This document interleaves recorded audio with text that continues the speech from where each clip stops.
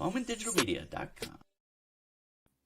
Hello, everybody, and welcome to another episode of Job Seeker Spotlight. My name is Ira Bowman, and I want to say welcome to Constance from Florida, and Jessica from New Orleans, and Chella, my friend from just around the corner in Orange, California. That's near LA, for those of you not familiar with the area. Welcome to Job Seeker Spotlight. I've got something kind of important I want to cover today. I did a poll yesterday and I was really blown away. I had 50,000 views. I don't remember how many people actually participated. It was a lot of people that participated. And over 85% of the respondents said that they have been ghosted at least once after being interviewed. What is ghosting? Ghosting is when you expect a response from somebody based on prior communications, and they do not respond. I don't understand why it happens at all. Frankly, I know as a sales rep over 25 years of doing sales, it would happen to me quite a bit. Usually it would go something like this. Somebody asks for a quote, you provide a quote, they're going to get quotes from other people. You follow up to find out how you did, and they don't respond. You're like, what the heck is that? That's called ghosting. In the job search world, it can happen to both people, the person applying for the job and the person who is trying to hire. So first and foremost, let me just get this out into the open. Job seeker, you should not be ghosting the recruiter or the employer. It's just as wrong when you do it as when they do it to you. Recent statistics say that ghosting actually happens more right now to the employers than it does to the people applying for positions. It's really bad. It's an epidemic. I mean, I understand that we are actually in an epidemic called COVID-19, so that's a bad thing. But you get the idea. It's happening at just mind-boggling rates. So today on Job Seeker Spotlight, the thing that I'm going to focus on later in the show is an article that I wrote, and it's up on Project Help You Grow. It's some strategies to help counter this idea of being ghosted. So if you're here for that, stick around. About 45 minutes after, we'll get into that. For now, every show, Job Seeker Spotlight, is not about me. It's not about Project Help You Grow. It is about you, the job seekers. How can I help you to get more attention, to give you the spotlight, if you will, so that you can find a job faster? That's really what the show is about. I help in two different ways. How am I helping? I'm helping you first and foremost. The thing I can do to help you the most, let me say it that way, is to bring you on the show with me as a guest.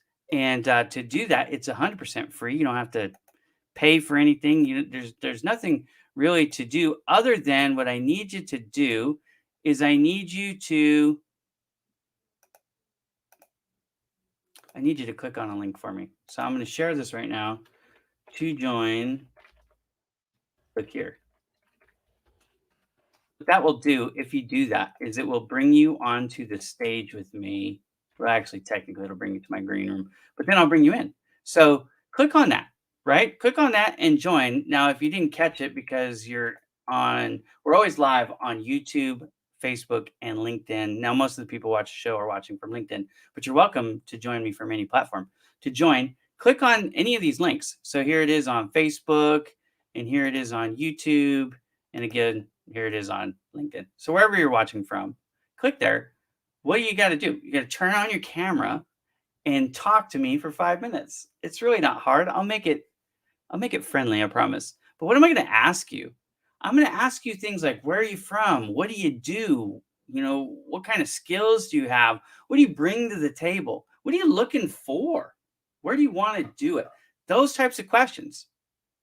And then we can take that 5-minute video and we can slice it up and I can send it to you. And what you want to do is you want to put that in your featured section of your LinkedIn profile.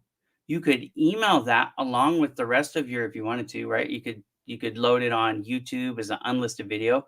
You could send that as part of your package, your resume and your cover letter. And by the way, just as a question that I have, I really want to, let's do some live interaction right here. When you submit a job, okay, so you're applying for a job. Are you using a cover letter?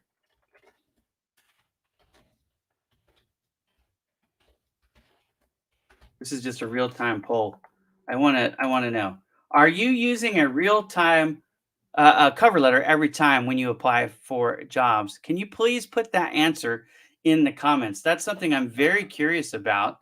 I want to know if you guys are using a cover letters because in my research on the ghosting, one of the strategies that I have uncovered is customizing your cover letter, which should be a no-brainer. But I'm thinking that that's one of the things that people are doing wrong is they're not actually customizing the cover letter. So I'm just curious, are you even using one? Because I know when I was coming out of college, cover letters were not all that common, right? It seems like cover letters go in and out of style. They're in style right now. Are you using them or are you not? Are you just saying, hey, my resume has it all and I don't need one? Let me know in the comments. And in the meantime, I see one of my really good friends, Mariella Stockmall, who's recently been employed. She she went through it, man, looking for a job, but she found one, and I'm very, very excited for her. She's my friend from Santa Barbara, California. She's an expert in fraud and risk, so she's somebody that I admire and appreciate. And her husband's a musician, which is really cool too. So hello, Steve and Mariella from Santa Barbara. I hope you guys are having a good day. Now, the second way that I help people beyond coming on the show with me is I do what's called a profile review. Now, technically, I'll do a profile review of any of your LinkedIn, YouTube, Facebook, or any other social media profiles that you want.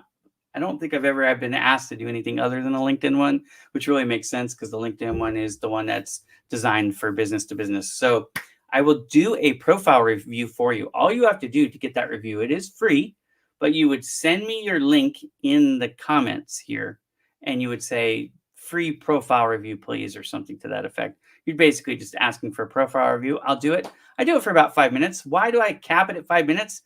Because honestly, I'm pretty blunt and I can pick you apart. And I don't want you to feel like I hate your guts.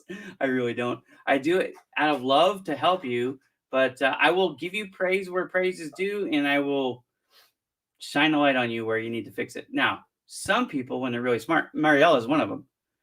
She did it over a series of like 4 weeks. She would get me to do the review. I would give her notes. She would make the corrections. She would come back the next week and we'd do it again.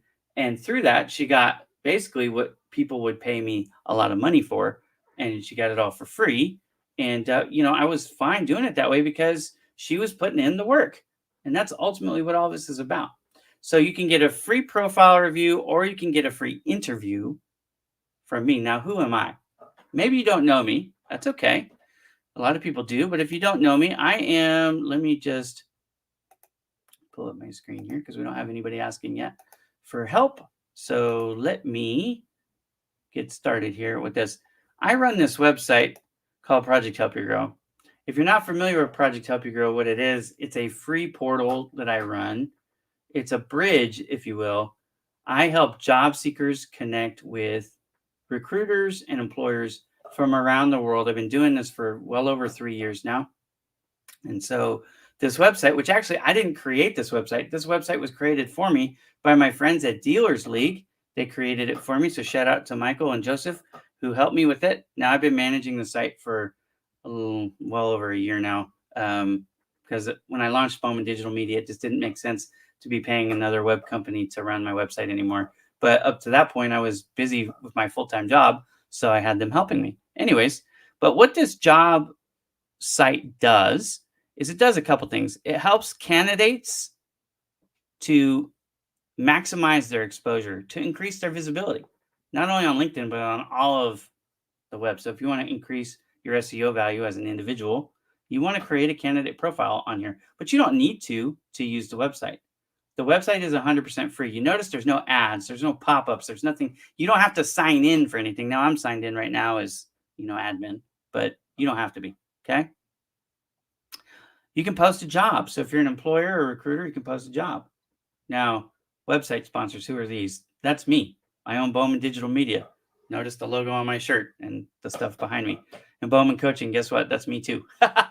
So I'm running this thing by myself, right? I fund it myself. I have, in full disclosure, had a couple of corporate sponsors in the past, but they all decided to not do it anymore for whatever reason. So, that's fine. I pay for this thing out of my own pocket. It's okay. Now, here's the latest blog that we're going to be talking about later in the show. Don't be ghosted and how to avoid it. But also other blogs on here that are really good. Counter punching ageism. Did you know there are really long odds that you will find a job? You're more likely to get accepted into an Ivy League college than you are to land a job right now. That's the cold hard truth. This was actually written by my friend Biana. But I have a ton of blog articles on here. They're all free to read. There's no like premium membership at all. Podcasts. Before the epidemic started, before COVID-19, started to run rampant, the number one request that I was getting at the time back in, early 2020 and late 2019 was, can you help me find a job in a foreign country? The person that I think is really the world's foremost expert on that topic is Juliana Robbie. And I had her on my show, and she's actually been on a couple times. But how to find a foreign job. You can watch this video for free. I actually have a blog about it too. Tina Piera, who is an expert in writing a CV, she came on the show not too long ago, but there's some COVID-19 advice, a better mental mindset, super important. When you're trying to find a job and you can't find a job for a while, it can be very, very depressing. And how to overcome stress relief. Oh my goodness, this is my really good friend, Professor Pete Alexander.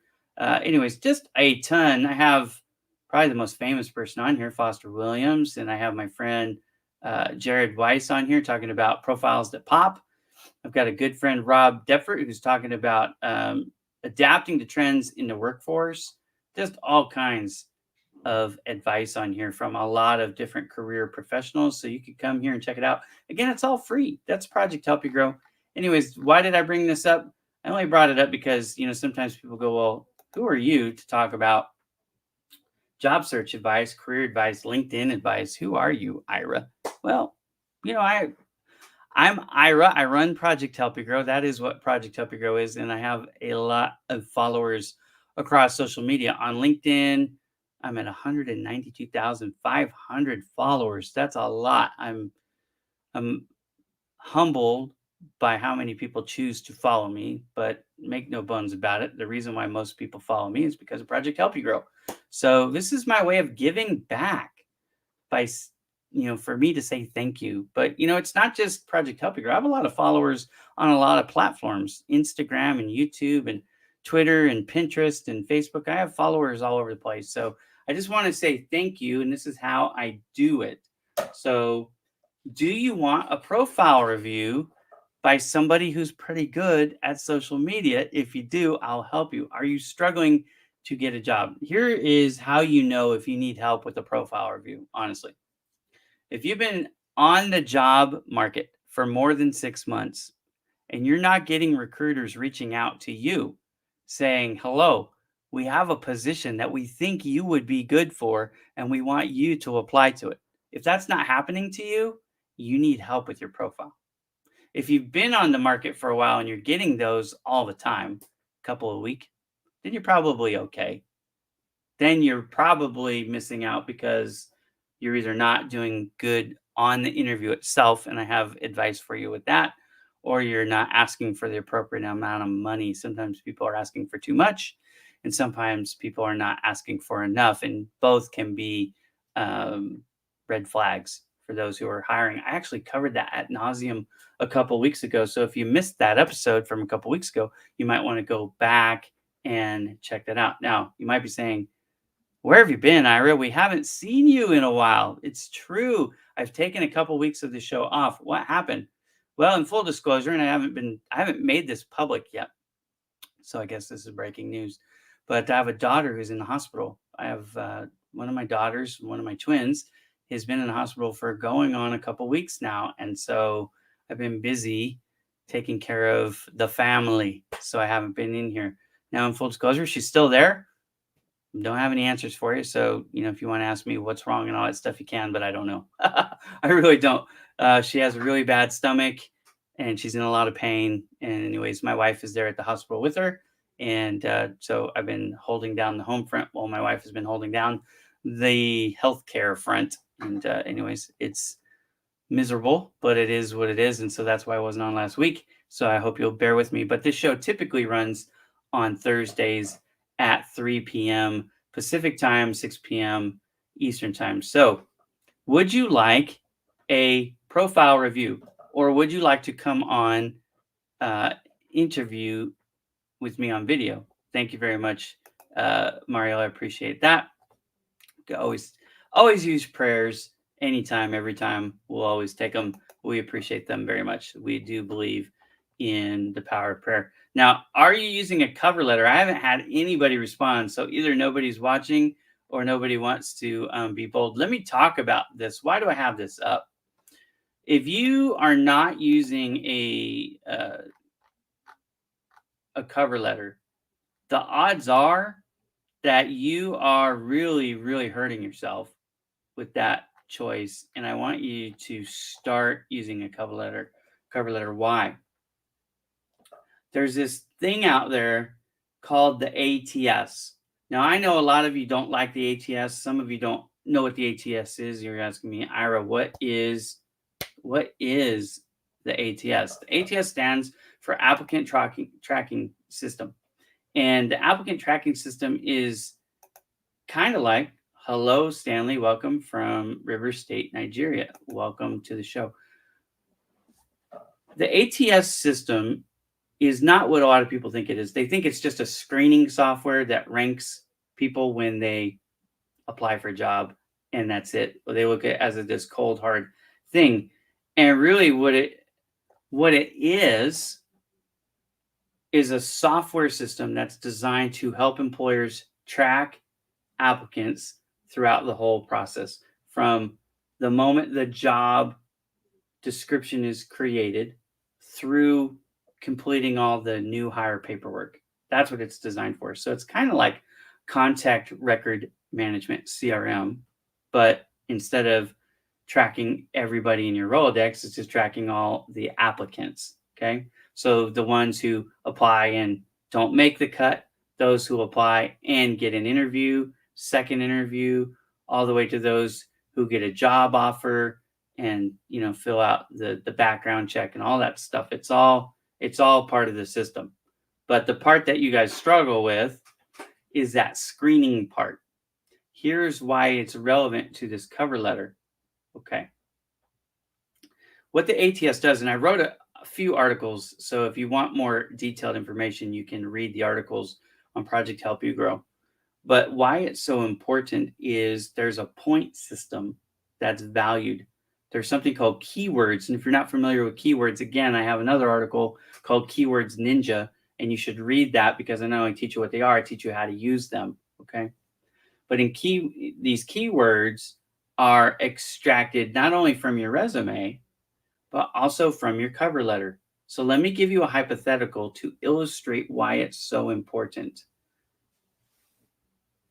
I can tell you from personal experience that when I turn on a job listing, I can get sometimes 100 responses just in the first hour. So there's a ton of people applying to the jobs, right? So you know that competition is high for every job. It's very rare that you have any job that you don't get a ton. Now, that doesn't mean everybody who applies is qualified. Of course, they're not. But there's a lot of people that are qualified. So here's what happens. The ATS system takes a predetermined amount by the company. Let's say they're going to do 50 interviews or they're going to do 100 interviews, which would be a lot. Not many people are going to do 100 interviews. You understand? So let's say there's 2,500 people who are going to apply for the job and 100 people are going to be interviewed. That means they're only taking the top 2.5% of all applicants. How do they figure out who the top 2.5 applicants are? Well, it's done by keyword match points. So take the job description and you say, okay, these are the keywords from this job description. That's all done by the person loading the job description into the ATS. The computer doesn't do that for you. You manually do that. I mean, actually, there are some that do, but anyways, the keywords are established up front. Then the applicants come in through the portal, and the AI, the artificial intelligence, will screen, filter the applications as they come in, and they'll look for those keywords and they'll go, okay, well, this one has 31 from the resume and another 15 from the cover letter. So a keyword score in that case of 46. And now that point system is a benchmark. Now somebody else comes in and they got 53. Okay, so they go ahead of you. And they got another person comes in with 28. Okay, they go below you, and so forth. At the end of the day, they stack up all of the applicants by points. And the top, in this case, 100, 2.5%, make the cut line. And everybody underneath that misses out.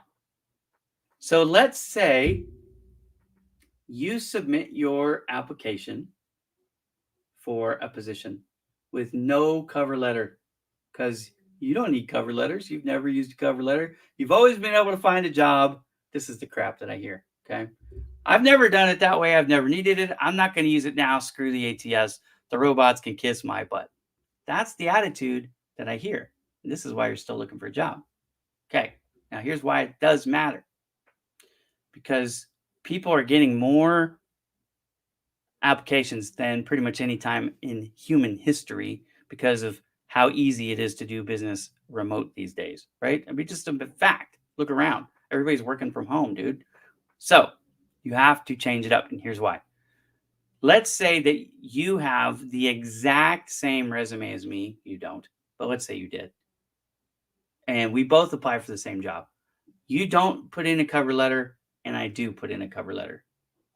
If we had the exact same keywords, because we're using the exact same resume, we'd have the exact same score, right? For better or for worse. Yes, that's true. Okay. Now, assuming we haven't broken any other rules, everything's the same.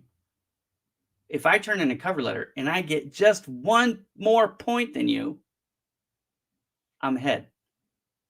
All I needed is one to beat you. Might not be enough to make the cut line, but I beat you. So even if you really suck at writing a cover letter, you should write one, because even if you get 1 point, you're better off. Now, here's what really happens. Sometimes the better candidate who don't turn in the cover letter or who don't have an ATS, there's so much to cover. But anyways, I just want to keep it super simple. So sometimes the better candidates don't make the cut because they don't turn in the cover letter. It's really that simple. There's a lot that goes into the why, but it comes down to points. It's just like, I was trying to explain this to my son, the way the bell curve works. And there's really a bell curve kind of here. not really, but you're trying to get all the points you can to get to the top of the curve so you make the cut line. You don't earn the job with the resume and cover letter. You earn the right to interview. You earn the job in the interview. You either do a good job with that or you don't. But usually they're only hiring for one spot. So let's say my hypothetical, we had 2,500 candidates apply. They only interview for 100, but they're only hiring for one. So that means you have a 1 in 2,500 chance of getting that job. Well, all 100 people that go in are ranked by the ATS. You have a starting spot. You don't know it. The person doing the interview might even not know it, but the computer knows who's number one. The number one candidate is this, and the number 100 candidate is that, and everywhere in between. So you go in slotted, whether the person interviewing you knows it or not. But that I would almost be willing to bet in almost every situation, the number one person going in with points is not the one that's hired because it almost doesn't matter at that point because there's other factors at play. How much they like you, how well you present your case, the culture of I mean, there's so many things that go in to who gets picked and who doesn't. But what I'm telling you is this, if you don't get a hold of this concept that you need a cover letter and that you need you need to maximize the cover letter with keywords, you will struggle to find a job until this thing is over. Until jobs start coming back like gangbusters and you don't have, 2,500 people applying to every job, you're going to have trouble finding a job unless you go around the ATS, which a lot of you have, and there's nothing wrong with that, right? What does that mean? Get a referral, right? You know somebody who knows somebody. Hey, you should interview Ira. Okay, have Ira send me his resume, but send it directly to me. That's how you get around the ATS. So that's the other way to win. If you don't want to use a cover letter, you don't want to change the way that you're looking for jobs, then quit applying through portals and start talking to your friends and say, hey, who do you know that's hiring that can hire me? Because that strategy can work for you too. I don't have any vested interest in the ATS. I could not care less about it. It to me is just a piece of software doing what it was designed to do. My job was to figure out how it works so that I can help you who struggle to find a job find a job. And so that's what I did. I did a lot of research on the ATS, and I've continued to stay up on it.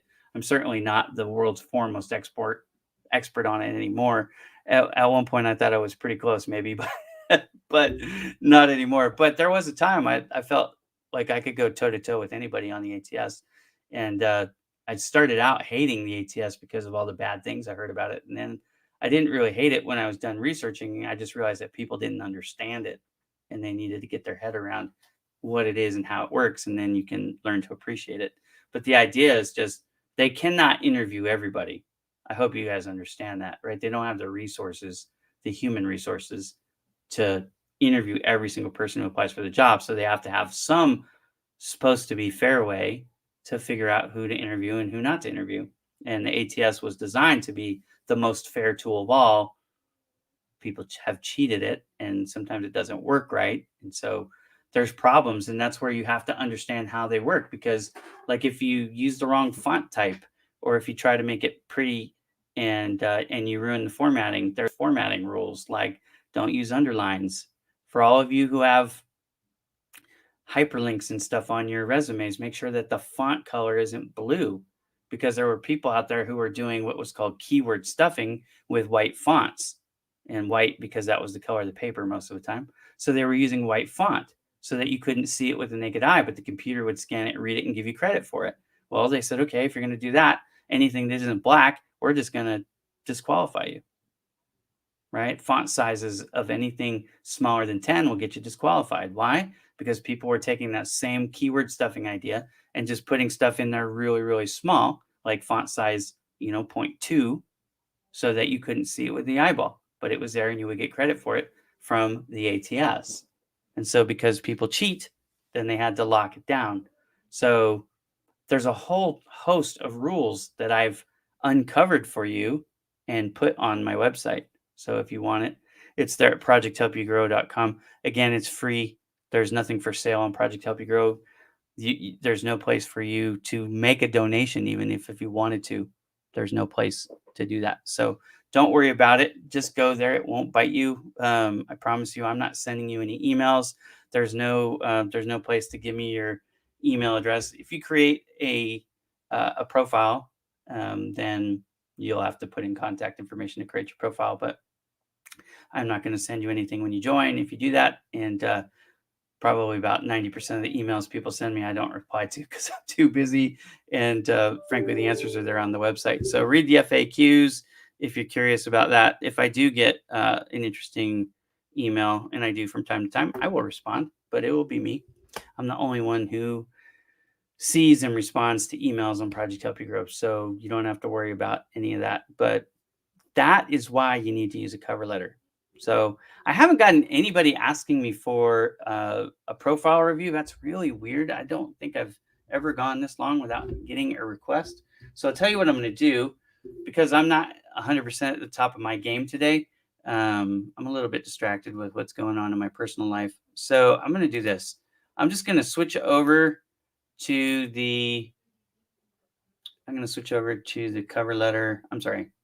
I'm going to switch over to the ghosting blog, and I'm going to cover that, and then we'll just wrap it up. If you guys have any questions, or of course you can put them in the comments.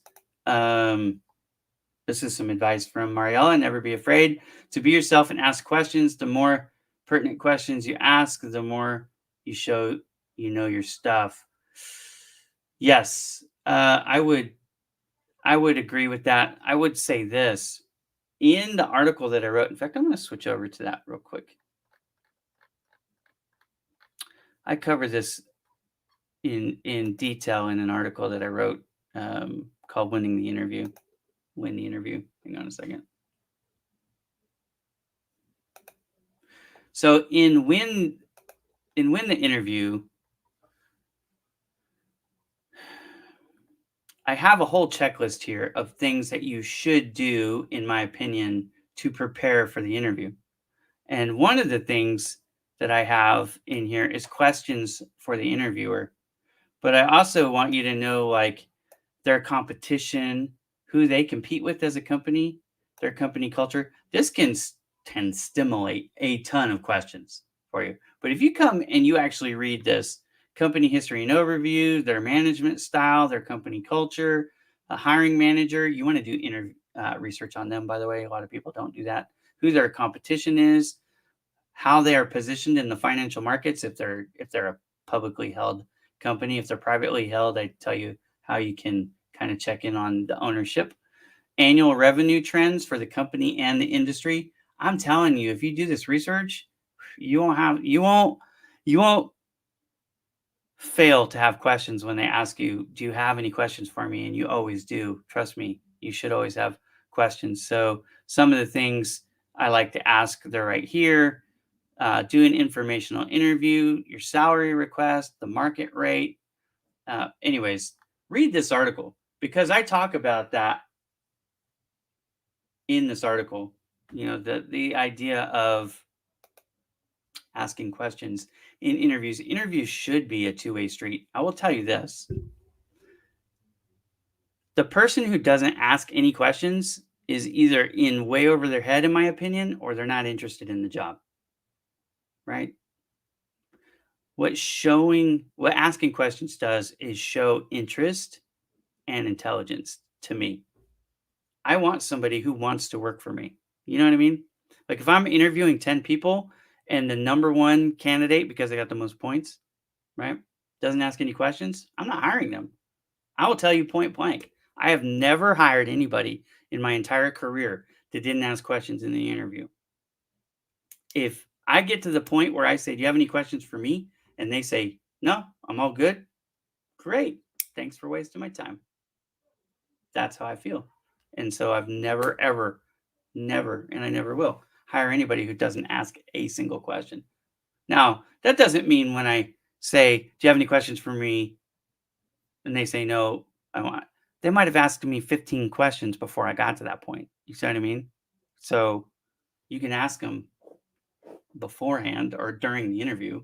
You don't have to wait until the end. Do you have any questions for me? Because that could be, do you have any more questions for me? That's a whole different scenario. But you got to ask something. You got to show me you're interested. I can train you for skill. I can't train you for desire. I can't train your work ethic. So another thing I would love for you guys to show in your interview is your passion. Don't be afraid to let that mask down and show me who you really are. Because honestly, as soon as I hire you, I'm going to see it anyways. I'd rather find out you're a bad fit. And wouldn't you, to Mariella's point, wouldn't you rather know before you get hired that you're going to be miserable and save us all the headache of, you coming and quitting really quickly because you didn't quite get it, or I didn't quite get it, and it's what we call a mismatch. We don't want mismatches. You know, sometimes people ask me, Ira, why do they interview me 4 times? Why do they do that? Well, I'm going to tell you why they do it in most cases. It isn't because they don't have better things to do, or that it even really takes 4 times for them to know you're the best candidate. They don't want to waste a year's worth of investment in the onboarding process by making a mishire. They don't. It's expensive to bring people on, to get you onboarded. It's expensive. And it's really expensive when you hire somebody and 6 months later they quit. That sets the company back sometimes years. I had a position that I had taken, and they had 6 different sales managers in 5 years before they hired me. 6. And when I got there, not only was the reputation of my post totally discredited internally, it was also discredited externally, because as I went around town introducing myself, people would kind of chuckle and go, "Oh, they got another one, huh?" Right? Like, you got to be careful when you hire, because if you hire too many times the wrong, then it ruins the reputation of the organization. So that's why they interview so much. At least it's one of the reasons. Okay. So what I'm going to do is I'm going to switch gears. I'm going to go back to the blog here. And again, the blog that I'm showing you here is this one. It's the latest blog. It was loaded actually yesterday. It's called Don't Be It, Avoid It, Ghosted. Now, full disclosure, I'm talking to everybody here, not just job seekers, because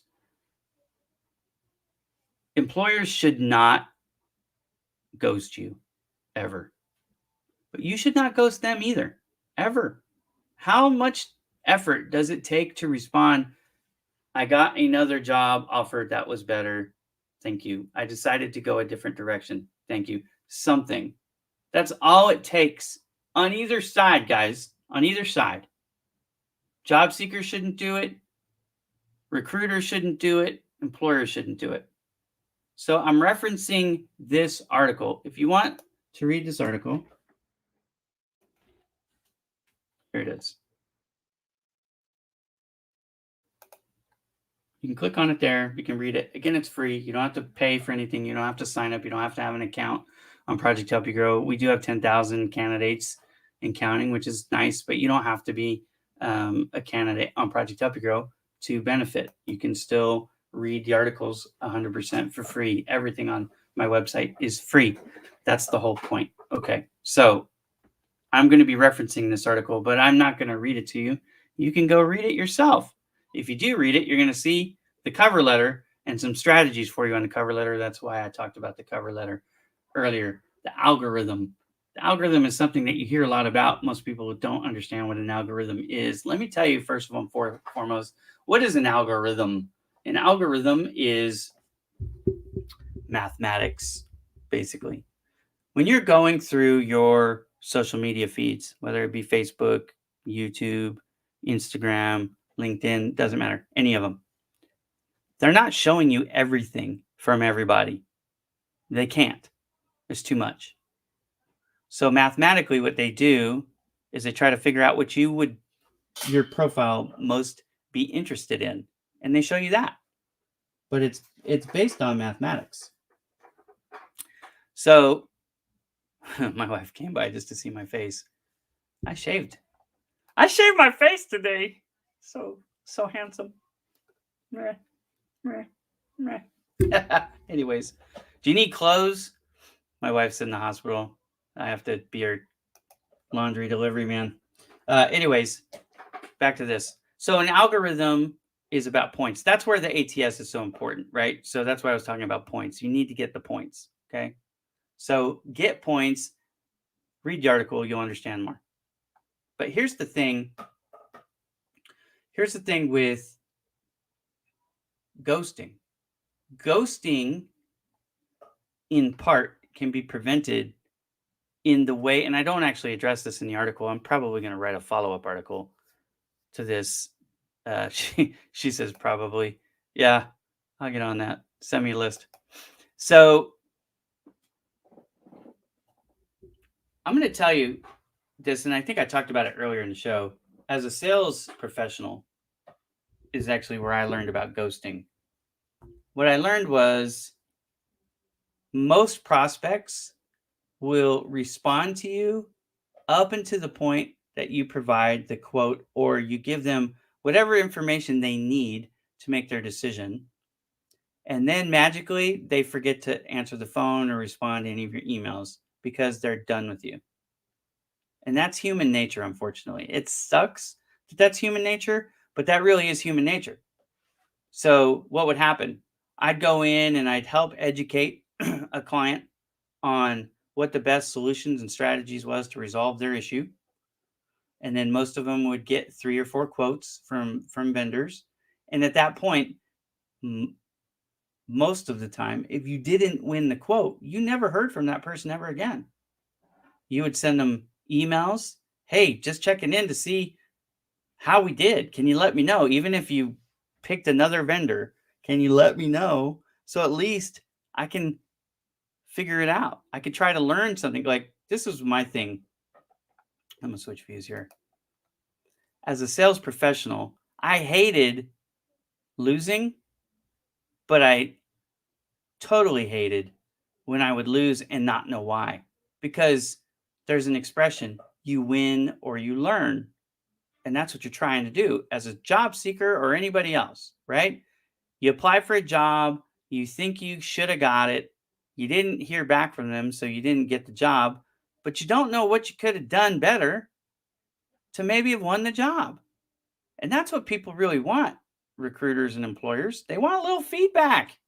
They've invested their time to apply for your job, and they want you to respond and give them some feedback. Dare I say criticism, but let them know, like, hey, we found somebody else with more experience. We found somebody else who would work cheaper. We found somebody else that we thought just fit our company culture better. Whatever it is, there's some things that we can't change. Like, look, if you're looking to hire a woman, I'm not a woman. There's nothing I can do about that. But at least I can understand, oh, they didn't go with me. Now, because of lawsuits, they're probably not going to come out and say that. That's just the world we live in. But it's true. Sometimes people are looking for a woman, and I'm not a woman. There's nothing I can do about that. Man, I feel like a woman. Shania Twain's song just came in my head. Anyways, I'm off topic a little bit. But you get the idea? Like, we want to know what we could have done better. And just a response. We picked somebody else. Thank you. Whether you're in sales or a candidate, or for those of you candidates out there who are abusing recruiters and employers, shame on you. Stop it. Stop it. It's wrong for all of you to do it, okay? And I know from my research that it's happening darn near 50-50 right now.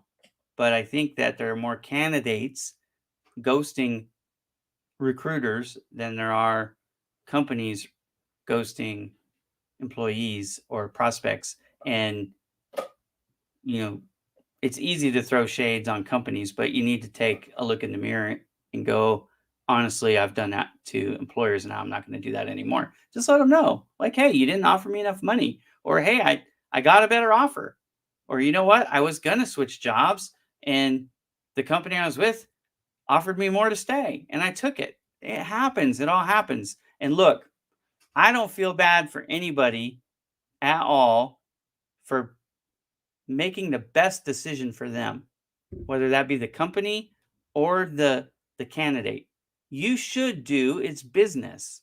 You should do what's best for you as long as it's ethical. But be professional the whole way through on both sides. As the employer, you should respond to everybody that you interviewed. That's my personal belief.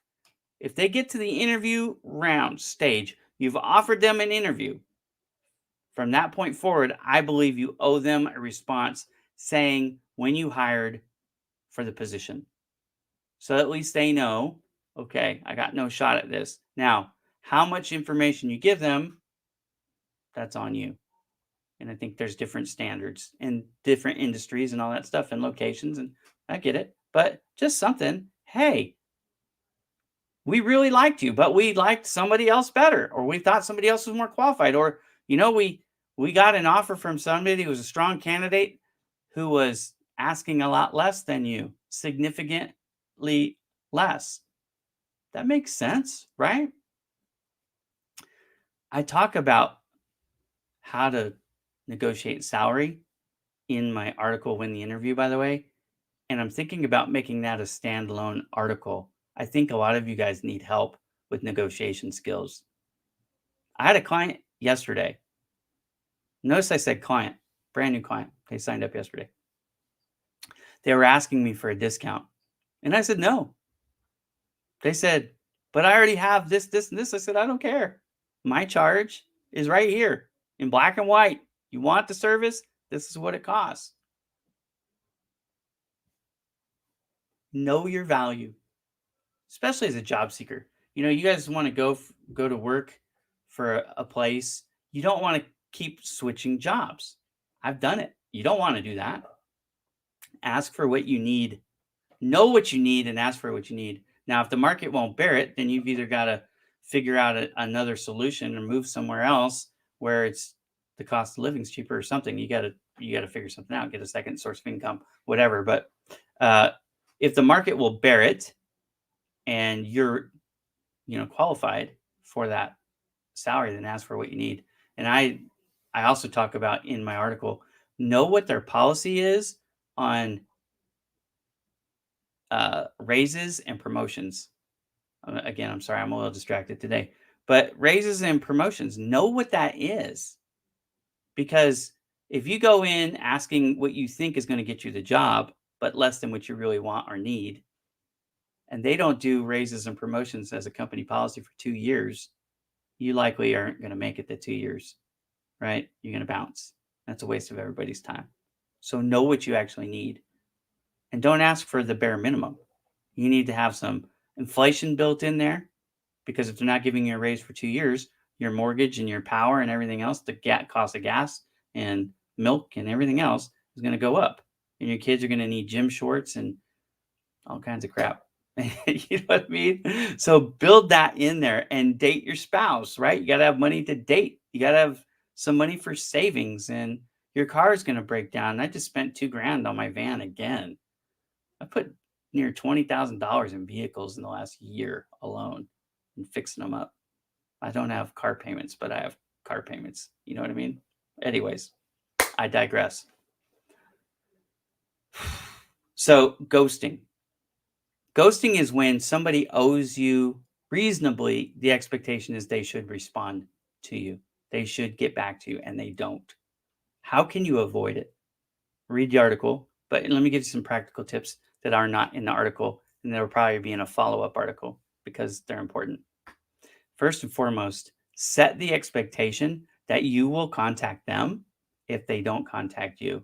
So you need to ask in the interview process. This is what I started doing with prospects. When I was getting ready to send them pricing, before I sent them pricing, I would ask the question, okay,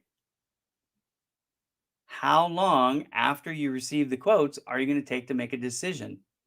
Because I learned that prospects would communicate with me and answer all my questions, take all my calls pretty much up until the moment that I gave them the quote.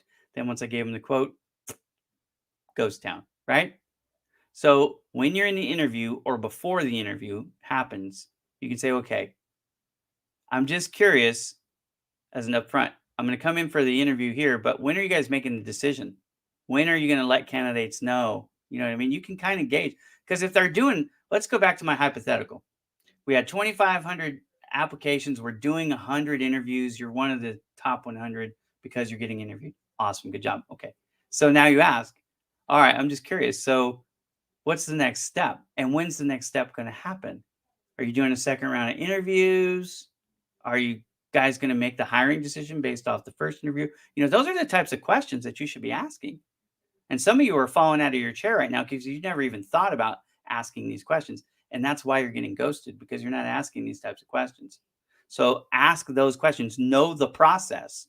This is your job as a job seeker to identify what their process is, know their process. You'll impress them because you care.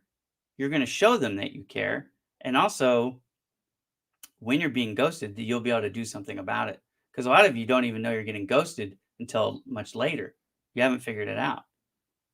In the interview process, one of the questions you should always ask is, when can I expect to hear back from you? And how am I going to hear back from you? By phone, by email? How? You can send me a letter, right? How are you going to respond? And when? So how and when you can expect to be responded to. Then this is the part. This is the salesman in me. And I learned this as a salesman, okay? When they tell you whatever they tell you by email, by phone, 3 days, 2 weeks, whatever it is, say, great. I'm going to put it on my calendar to follow up with you. Whatever that date is, the very next date. So let's say they say 3 days. Your interview is today. It's the 5th. No, it's the 16th. Sorry, it's September 16th today. Okay. So you're interviewed today. You're interviewing with me right now, hypothetical. And I say, I'm going to get back to you in 3 days. And you go, great. Look me right in the eye and say, great. I'm going to put it on my calendar. If I haven't heard from you by the 20th of September, I'm going to call you. Okay. You look them in the face and you say that, or, in the camera, and say that. Now they know if they don't contact you, you're going to contact them. And I guarantee you, your odds of being ghosted at that moment just fell through the floor. They're so much less likely to ghost you if they know that you are going to follow up with them and you verbally you got a verbal commitment from them. And this is why you ask the question. You look them in the face and you ask the question. They've given you a verbal commitment to follow up with you.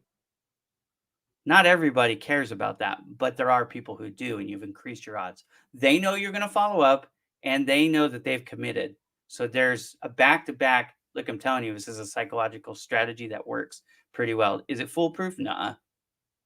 It's really not foolproof. There is nothing that's foolproof, unfortunately. I wish there was. I would tell you what that was, but there is nothing foolproof. Okay.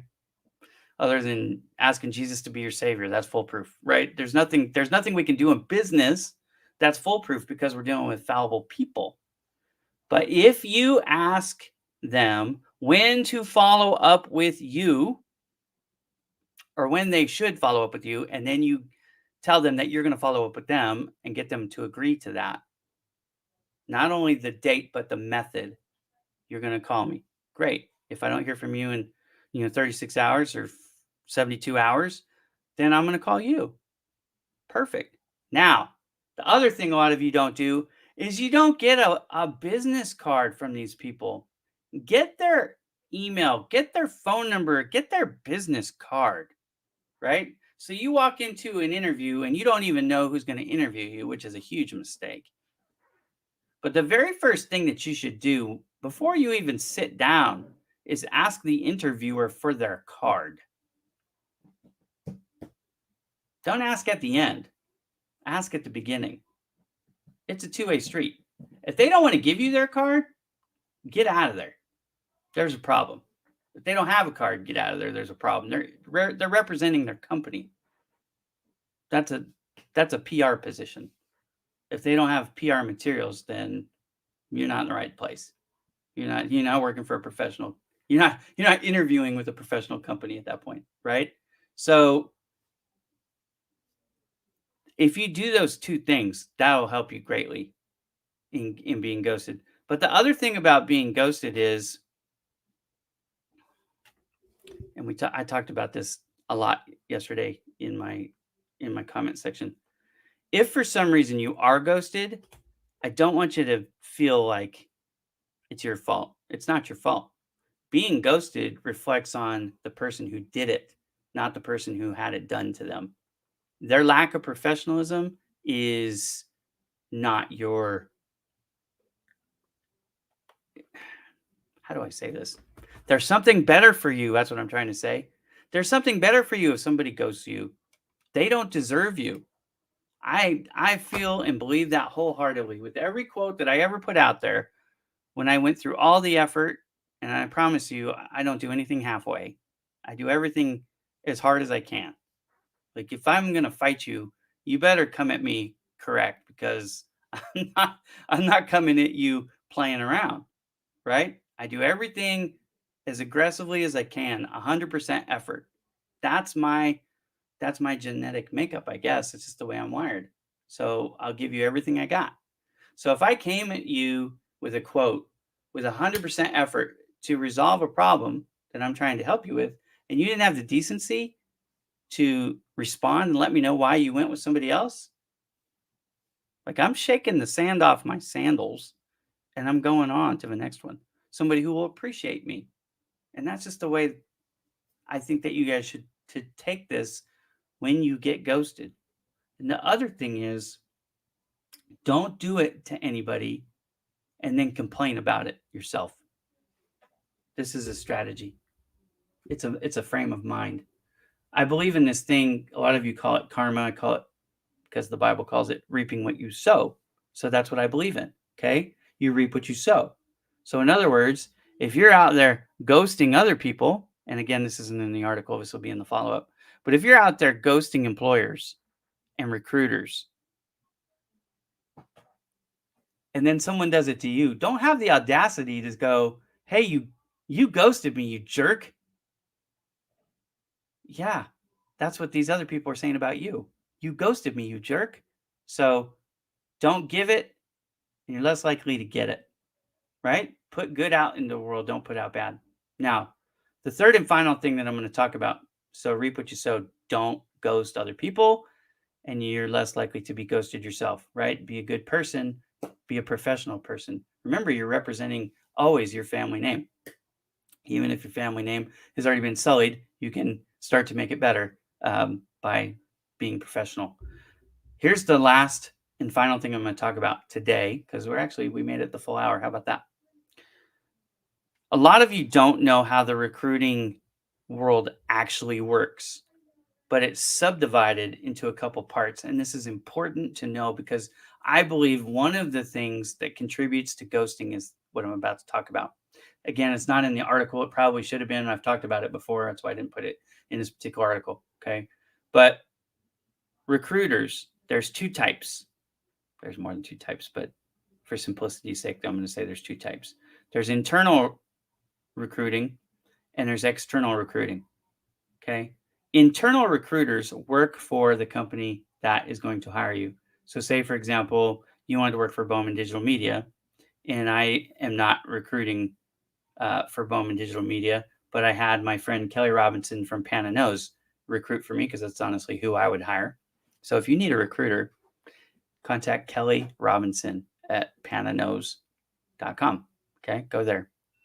That's my professional advice. Okay. So Kelly could help you.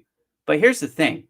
If you are applying to a job at Bowman Digital Media and you're talking to Kelly or one of the staff members there, she has a large team. Okay. They could give you all the advice based on what they know about me and my company. And they could tell you all kinds of stuff. And you apply for the job and they think, Ira's going to love this guy, this girl, this person, right? However you identify as, whatever you are. maybe when I see it, I don't see it. And they're flabbergasted. They're like, "Oh my gosh, Ira totally should have been interested in you, but he wasn't." That happens a lot. What are they gonna say? That's the like, they don't know what to say because 'cause they're honestly shocked. Now, it could just be that I had already hired somebody else. You might have been a great candidate, and I might have hired you if I got your resume sooner. That happens. And sometimes external recruiters have no contact with the business owner at all. Now, Kelly's team doesn't do that, but there are some that do. They're headhunters. So they're another kind of recruiter, but they're an external recruiter still. And they're trying to get paid by companies. So they go to a company, the company didn't even ask them to search for an employee for on their behalf, but they're trying to make a living. So I respect the grit, right? They're working. They're trying to earn a living. So sometimes when you get a recruiter like that, they're trying to get you excited and they're trying to get the company excited, but they don't know the company. So when the company says, "Hey, we don't work with external recruiters or headhunters or whatever, no, we're not going to pay your fee," basically. Sometimes the recruiter just doesn't know what to do. And again, this is why it contributes to the ghosting. So when you understand the recruiting game a little bit, what you want to do when you're approached by one of these people on LinkedIn or whatever, and they go, "Hey, I got a position I want to hire you for or interview you for. I think you'd be a great fit." As a candidate, I want you to start asking the question, are you an internal recruiter or an external recruiter? Because if they tell you they're an external recruiter, the way you handle the situation from that moment forward will be a little bit different than if they're an internal recruiter. The internal recruiter is going to almost always have access to more information than an external recruiter. Okay. So, anyways, there's a couple schools of thought for you on how you can improve your chances of not getting ghosted. Just as a recap, first, read my read my latest article on Project Help You Grow. Second, ask the person that you're interviewing with before you even get started for a business card, right? And then ask them as one of the questions, when can I expect to be followed up with, right? What's the next step? When are you going to let everybody know? And then get that verbal commitment from them. Okay, you're going to follow up in 3 days, you're going to follow up in 2 weeks, you're going to follow up via phone call or email, or how do you follow up? Oh, okay, you're going to call me. Or oh, you're going to email me. Okay, great. So in 2 weeks you're going to follow up with an email. Okay. Well, in 2 weeks and 1 day, whatever that date is, if I haven't heard from you, then I'm going to send you an email, okay? It's on your business card. I'm going to send you an email and ask you what's going on. Are you good with that? Yes. Okay. Perfect. Thank you very much. Always appreciate your support, Mariella. And then remember, again, a lot of people call it karma. I call it reap what you sow. Don't ghost other recruiters, and you're less likely to be ghosted by recruiters. You understand? You reap what you sow in this world. Third, remember, ask about the type of recruiter that you're dealing with so you understand, do they work for the company or are they not? You might, if they say external, you might want to ask them point blank, are you contracted by this company to to look for candidates, or are you a headhunter? Because if they're a headhunter, you really don't have much of a chance there. I'm just going to be honest. I know some headhunters aren't going to like that, but that's a much harder road to hoe. Like Kelly at Pana knows, they're hired by the people that they try to hire for. They're not headhunting for random positions trying to get paid. They have contracts with people, right?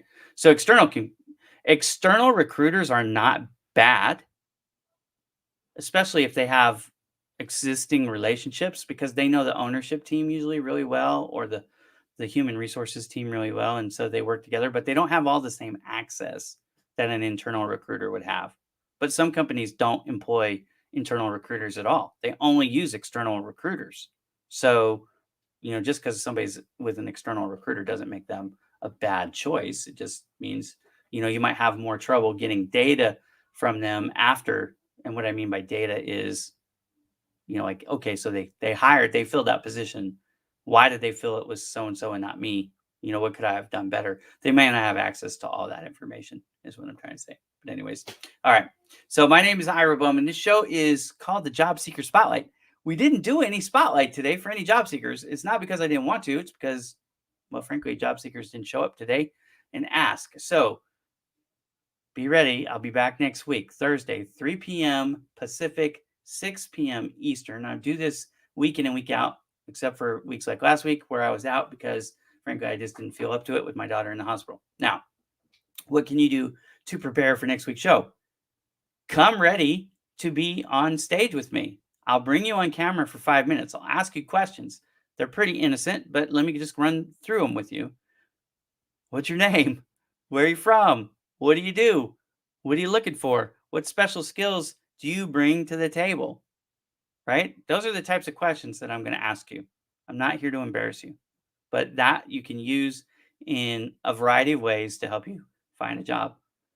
First and foremost, you have access to 200,000 people right out of the gate by coming on the show with me. So that helps to increase your visibility, hence the name Job Seeker Spotlight. Now, the other thing that I do for people on this show is I do profile reviews. So if you're not getting hit on by recruiters and you're looking for a job, there's probably some things wrong with your profile that need to be fixed. Lucky for you, I'm pretty good at this LinkedIn thing, and I offer this service for free. Technically I still have Bowman coaching, but I used to do LinkedIn coaching a lot. I don't do it as much anymore because I just don't have the time. But anyways, I do it on the show for free. You don't have to pay anything. So if you're curious, what is my headline look like? What do I do with this featured section? How do I pick which endorsements? How do I get referrals? All that stuff, any questions that you might have, I can answer them for you in a profile review. And again, I do it for free and 5 minutes worth per episode. So if you want me to do several of them, you just come in, week out and ask for profile review, and I'll review your profile until we get through it all. All right. That's the show. My name is Ira Bowman. Again, the website, if you're interested in, is flashing at the bottom. It's projecthelpyougrow.com. That is a philanthropy website. What do we do there? We help bring together job seekers with employers and recruiters all around the world, 100% for free for everybody. So if you're a job seeker and you're looking for a job, you can go find job listings that are there. There are some that are there that are only there, and because employers can put them up there for free, that's why they use it. You can also read the blog articles and watch the podcasts, and you can get career advice even from my dearly departed friend, Kirsty Bonner. She has a page dedicated to her that was there from before she passed away, and it's active again. So you can we dubbed it the best of Kirsty Bonner while she was still alive. Now it's more of a memorial, but it's the same information. I haven't changed anything. The page looks exactly as it did the last time she saw it and she approved it. So there it is, and it probably will stay like that for the rest of time. But you can read all that stuff. Again, it's all free. If you're a recruiter or an employer, you can list your jobs for free as well. You can search through all the candidates. We do have dynamic searching, so you can search by industry, you can search by location, you can search by skills or by language or however you want to search. Arturo is saying he's going to be coming on prepared next time. I look forward to that, my friend. I would love to have you on the show with me. Okay, so that's the idea. Again, I'll be here next week. The show starts Thursday, 3 p.m.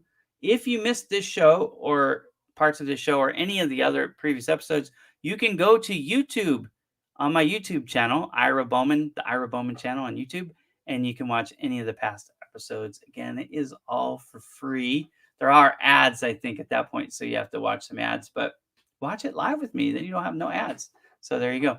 Anyways, I will see you all next time. Thanks for joining. Thanks for the encouraging words for those of you who said you would pray for me. I covet and appreciate those very much. Thank you. I will see you next week. Have a great week, everybody.